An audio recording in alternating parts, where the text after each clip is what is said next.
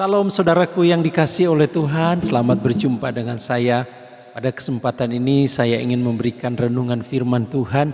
Dan renungan firman Tuhan pada saat ini saya ambil di dalam Matius pasal yang ke-26 ayat yang ke-49. Dia berkata, dan segera ia maju mendapatkan Yesus dan berkata, "Salam Rabi," lalu mencium dia. Tetapi Yesus berkata kepadanya, "Hai teman, untuk itukah engkau datang?"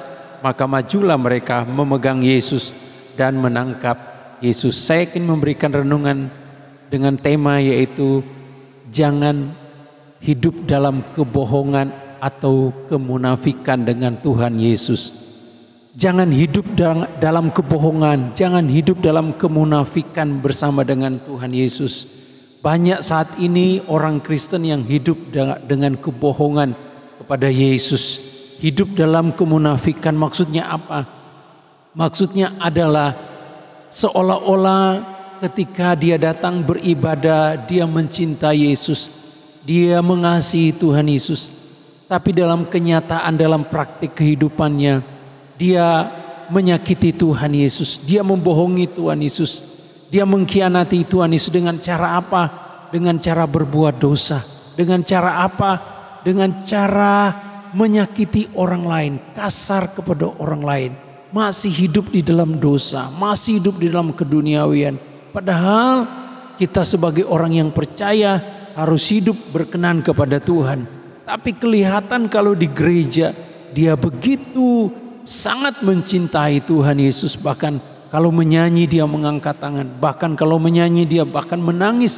Tapi setelah di rumah dia banyak menyakiti orang lain. Dia banyak menyakiti akan istri, akan anak. Dia melakukan usaha dengan bisnis yang kotor. Dia bekerja dengan hal yang tidak berkenan kepada Tuhan. Dia masih menipu sana sini. Kata-katanya masih kata-kata yang berbohong, kata-kata yang tidak benar, kata-kata tipuan. Itu artinya kita sedang menyakiti Tuhan Yesus. Itu artinya kita sedang berbohong kepada Tuhan Yesus. Di ibadah kita katakan bahwa kita mencintai Yesus, tapi di luar selesai ibadah kita mulai menyakiti Tuhan Yesus. Ini yang dilakukan oleh murid Tuhan Yesus yang bernama Yudas Iskariot. Dia berkata bahwa dia menjadi murid Tuhan Yesus dan dia mau menjadi murid Tuhan Yesus. Tapi siapakah yang menjual Yesus adalah Yudas Iskariot. Bahkan dia berkata, siapa yang akan kucium, itulah dia, tangkaplah dia. Dia memberitahukan kepada prajurit-prajurit, kepada ahli Taurat, kepada imam-imam, bahwa yang akan kucium itulah dia, tangkaplah dia. Dan dia menjual Tuhan Yesus dengan 30 keping perak. Ciuman Yesus kelihatan adalah ciuman penuh dengan kasih. Ciuman dia kepada Yesus menunjukkan bahwa dia adalah murid Yesus. Tapi sebenarnya ciuman itu adalah ciuman yang menyakitkan. Ciuman dia adalah ciuman yang membawa Yesus disalib. Yesus pernah berkata kepada dia, "Celakalah orang yang menyalibkan akan Tuhan Yesus. Celakalah, tetapi lebih baik dia tidak dilahirkan." Memang penyaliban itu akan terjadi. Tapi kita nggak boleh masuk di dalam orang yang menyalibkan. Ini yang sudah Yesus katakan. Lebih baik dia tidak dilahirkan. Jadi Bapak Ibu Saudara sekalian, jangan kita seolah-olah mencium Yesus, seolah kita menyembah Yesus. Tapi pada akhirnya kita juga menyalibkan dia.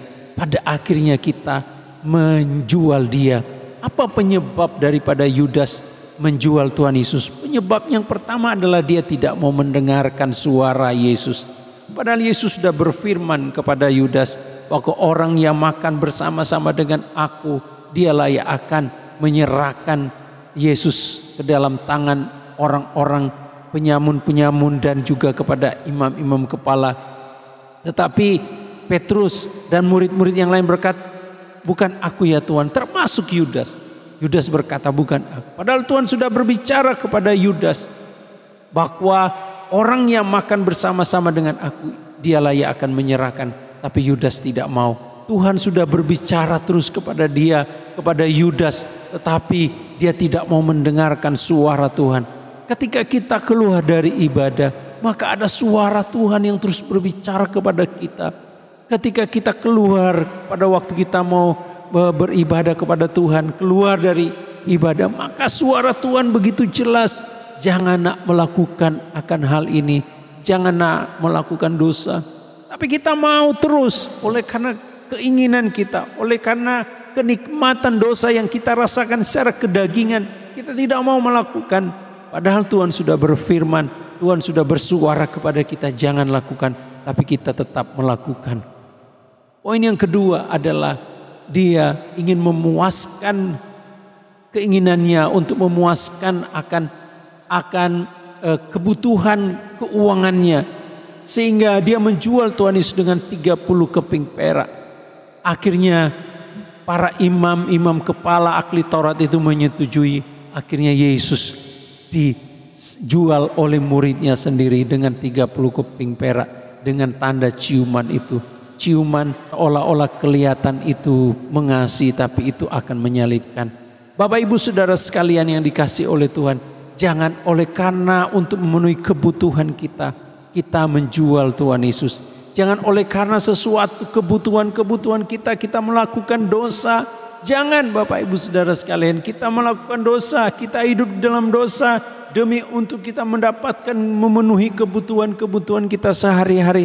Kita mau melakukan dosa, kita mau menjual narkoba, kita mau melakukan kejahatan, kita mau melakukan tipu, kita mau berbohong, kita mau melakukan sesuatu yang tidak berkenan kepada Tuhan hanya oleh karena uang, hanya karena memenuhi kebutuhan kita. Jangan Bapak ibu saudara sekalian, kita harus tetap bersabar, kita harus tetap percaya bahwa di tengah-tengah kesusahan kita, di tengah-tengah kesulitan kita, Tuhan pasti akan menolong kita. Tuhan pasti akan memberkati kita. Tuhan pasti akan memberikan jalan keluar kepada kita.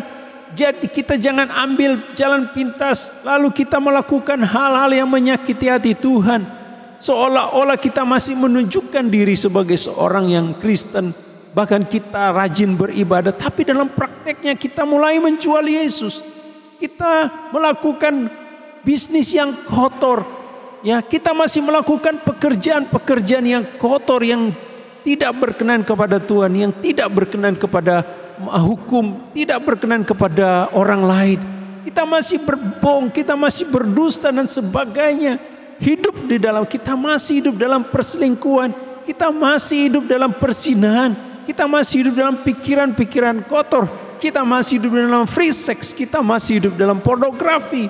Kita masih diikat oleh hal-hal seperti itu Bapak ibu saudara sekalian. Seolah-olah kita berkata di ibadah, aku mencintai Yesus, tapi kita masih menyakiti Yesus dengan berbuat dosa dalam hidup kita. Saatnya untuk kita kembali kepada Tuhan. Kalau kita mau berkata, aku mencintai Engkau Yesus, maka kita benar-benar mencintai Yesus, bukan hanya di dalam ibadah, tapi dalam praktik. Setelah kita keluar ibadah, kita juga harus mencintai Yesus. I love you Jesus. Dengan cara kita melakukan kebenaran firman Tuhan. Kita melakukan firman Tuhan dalam kehidupan kita sehari-hari. Kiranya renungan firman Tuhan ini bisa memberkati kita. Amin. Tuhan